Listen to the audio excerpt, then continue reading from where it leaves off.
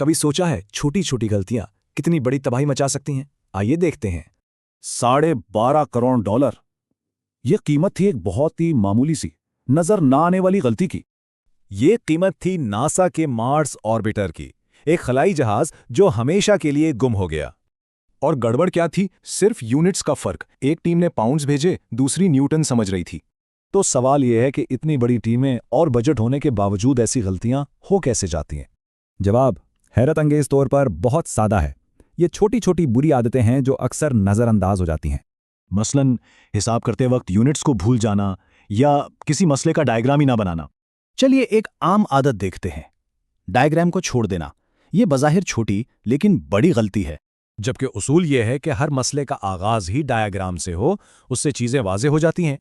ये गलतियां बहुत बुनियादी सतह से शुरू होती हैं, जैसे अलजबरा में दो अलग टर्म्स को गलती से जोड़ देना। तो फिर इन गलतियों का इलाज क्या है? कोई जीनियस होना नहीं, बल्कि एक प्रोसेस फॉलो करना।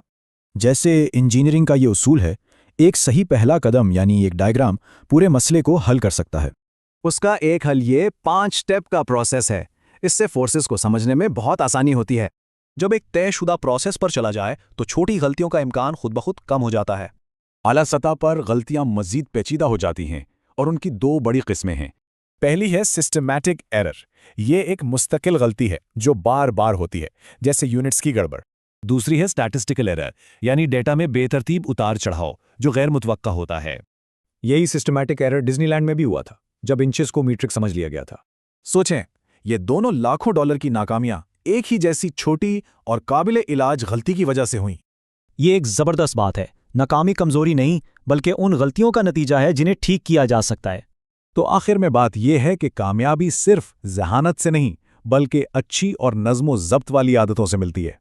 तो फिर सोचने की बात यह है, वो कौन सी छोटी गलतियां हैं जिनके नताइज सबसे बड़े हो सकते हैं?